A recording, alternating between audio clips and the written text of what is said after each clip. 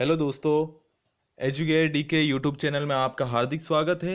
मैं आज आपके लिए शिक्षा मनोविज्ञान के बुद्धि से संबंधित 25 महत्वपूर्ण प्रश्न लेकर आया हूं।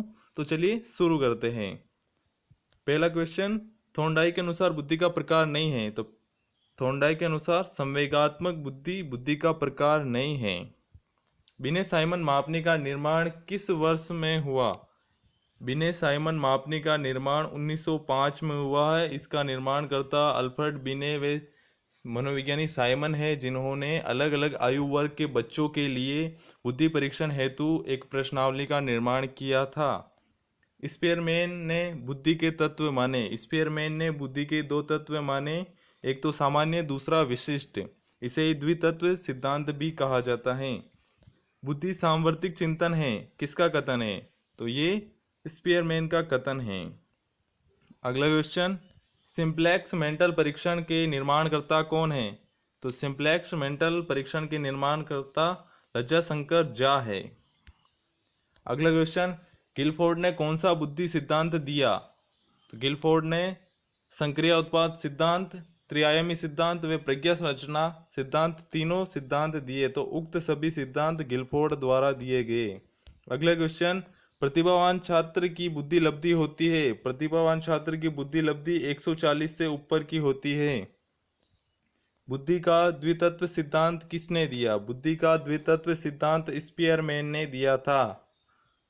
अगला क्वेश्चन, बुद्धि नई और विभिन्न परिस्थितियों में अच्छी प्रकार से समायोजन की योग्यता है। ये कथन किसका है? तो ये कथन क्रूज का है। बे वाला ऑप्शन क्रूज। अगला क्वेश्चन, बुद्धि के समूह कारक तत्व सिद्धांत का प्रतिपादन किसने किया? तो ये थ्रस्टन ने किया था। अगला क्वेश्चन, बुद्धि का प्रतिदर्श सिद्धांत निम्न में से किस मनोवैज्ञानिक द्वारा दिया गया? तो बुद्धि का प्रतिदर्श सिद्धांत थॉमसन द्वारा दिया गया। अगला क्वेश्चन, गैरेट के अनुसार बुद्धि के कितने प्रकार की होती है? गैरेट के अनुसार बुद्धि 3 प्रकार की होती है, मूर्त, अमूर्त व सामाजिक बुद्धि। अगला क्वेश्चन, प्राइमरी मेंटल एबिलिटी पुस्तक किसके द्वारा लिखी गई? तो प्राइमरी मेंटल एबिलिटी पुस्तक थर्स्टन द्वारा लिखी गई। अगला क्वेश्चन, अमूर्त बुद्धि वाले बालकों की रुचि किसमें होती है? अमूर्त बुद्धि वाले बालकों की रुचि पुस्तक पढ़ने में होती है। अगला क्वेश्चन, बिने साइमन मापनी 1908 के अंतर्गत कितने वर्ष तक के बालकों को परीक्षण के लिए रखा गया? तो ए वाला ऑप्शन 13 वर्ष तक के बालकों को परीक्षण के लिए रखा गया। अगला क्वेश्चन, वेस्लर बुद्धि मापनी का निर्माण किस वर्ष हुआ?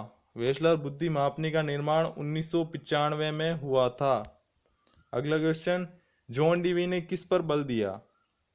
तो जॉन डीवी ने चिंतन, अनुभव व समस्या समाधान पर बल दिया। से वाला ऑप्शन।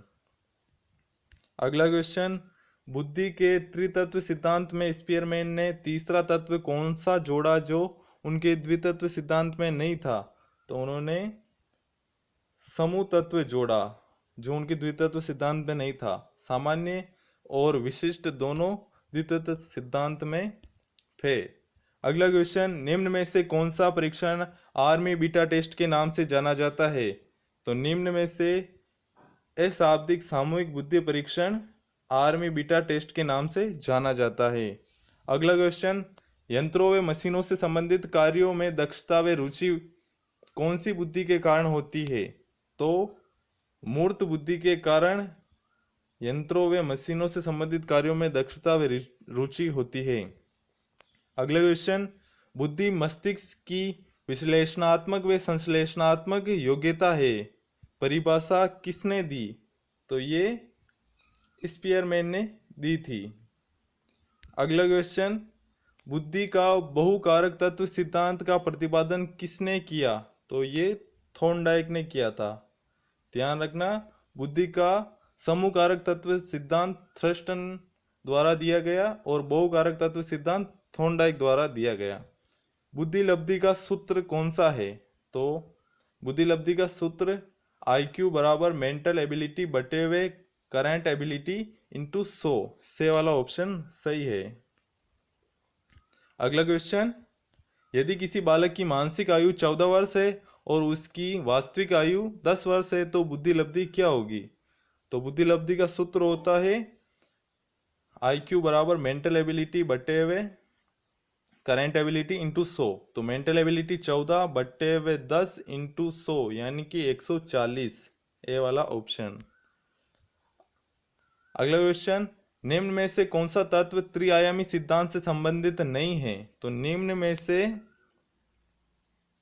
पाठ्य पुस्तक तत्व त्रिआयामी सिद्धांत से संबंधित नहीं है। तो दोस्तों, अगर आपको मेरा ये वीडियो अच्छा लगा हो तो लाइक करें, सब्सक्राइब करें और अपने दोस्तों के साथ शेयर करें। धन्यवाद।